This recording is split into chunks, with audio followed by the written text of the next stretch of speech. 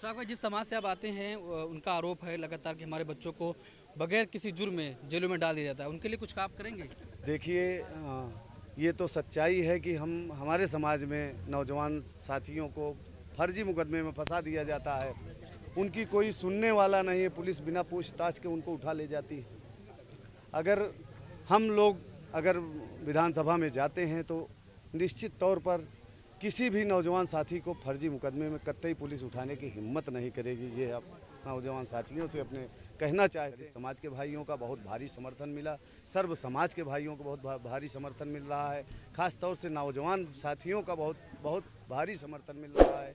चूँकि नौजवान भी उपेक्षित है, दलित भी उपेक्षित है। आज तक उनके बीच कोई जाता नहीं। वोट लेकर चले गए। उनकी समस्याओं की कोई सुनवाई नहीं करता था कि भाई वो ब्लॉक प्रमुख हैं और ये खुद उसके रिप्रेजेंटेटिव हैं। जब भी कोई भी इनसे मदद मांगने के लिए आता है, कभी उसकी वो ज़ात नहीं पूछते हैं, बल्कि ये जानने की कोशिश करते हैं वो किस पीड़ा में है, उसे दूर करने की कोशिश करते हैं। और हर एक का निवारण इन्होंने किया है, इसलिए हम इनके लिए वोट करेंगे।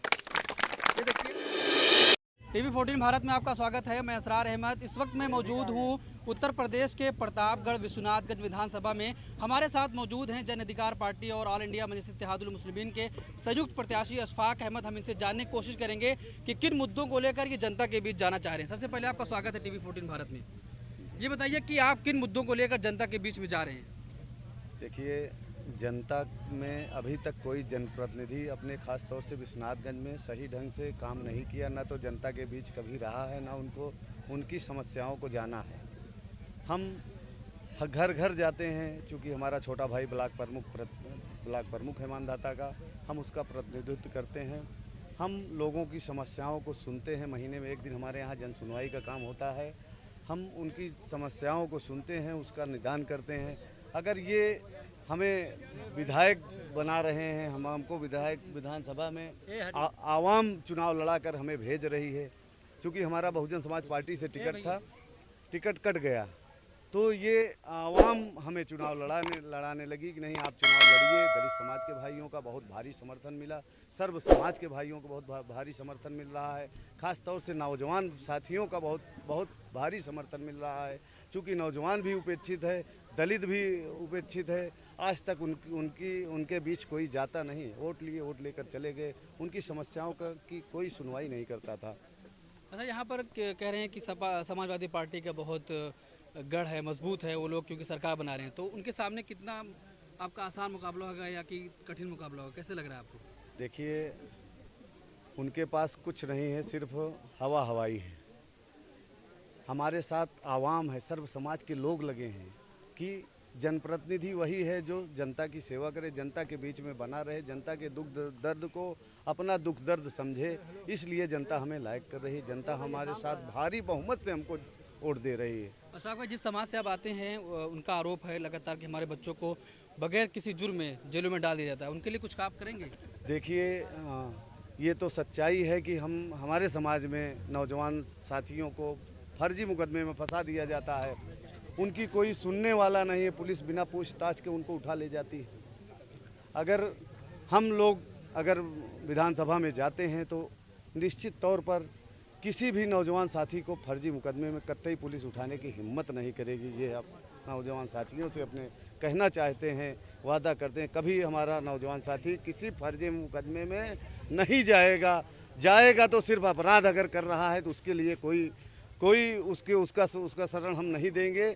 इसलिए कि अपराधी चाहे जिस समाज का हो, उसका साथ कभी नहीं देना चाहिए। क्योंकि हम अपराध को बढ़ावा नहीं दे सकते, चाहे वो हमारा समाज हो, चाहे किसी और का समाज हो। अच्छा, एक सवाल रिजवान भाई से करूंगा कि अशफाक भाई को लोग वोट क्यों करें, क्या इनमें दिख रहा है? जैसे कि आपने देखा कि तमाम सारी जो हर वर्ग से उनको सपोर्ट मिल रहा है।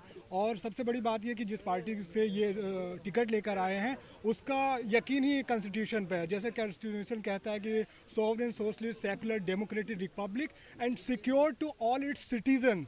तो मतलब कि हम हर तरीके से किसी के साथ कोई भेदभाव नहीं करेंगे। जैसे बता रहे हैं कि इनके भाई ब्लॉक प्रमुख हैं और ये खुद उसके रिप्रेजेंटेटिव हैं। जब भी कोई भी इनसे मदद मांगने के लिए आता है, कभी उसकी वो ज़ात नहीं पूछते हैं, बल्कि ये जानने की कोशिश करते हैं वो किस पीड़ा में है, उसे दूर करने की कोशिश करते हैं। और हर एक का निवारण इन्होंने किया है, इसलिए हम इनके लिए वोट करेंगे। ये देखिए, आप क्या माहौल देख रहे हैं अशफाक भाई के लिए यहाँ पर आए हुए हैं? देखिए, सबसे पहले मैं आपको धन्यवाद देना चाहता हूँ कि जनता की ये बात को आप जनता तक पहुँचा रहे हैं। देखिए, आप लोग को आपको खुद लगना चाहिए कि ये नौजवान बच्चे भी, ये जो छोटे छोटे बच्चे हैं, ये भी जो है अशफाक भाई के साथ में नारा लगा रहे हैं। जब वोट देने के लायक नहीं है अभी, जब अशफाक भाई के साथ में ऐसे लोग खड़े हुए हैं तो जो नौजवान है ये तो एक क्रांति लाएंगे ना।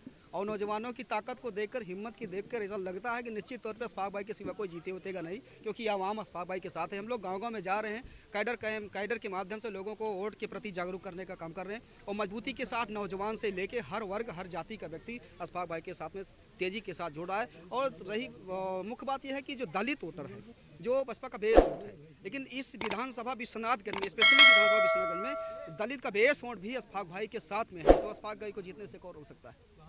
चलिए, बहुत शुक्रिया कि आपने हमें टाइम दिया। ये थे अशफाक अहमद, जो प्रत्याशी हैं जन अधिकार पार्टी और ऑल इंडिया मुस्लिम के। इन्होंने बातचीत करी और बताया कि किन मुद्दों को लेकर जनता के बीच जा रहे हैं। अगर इन्हें लोग यहाँ से जिता के आते हैं तो इनके मुद्दे विधानसभा में ये उठाएंगे।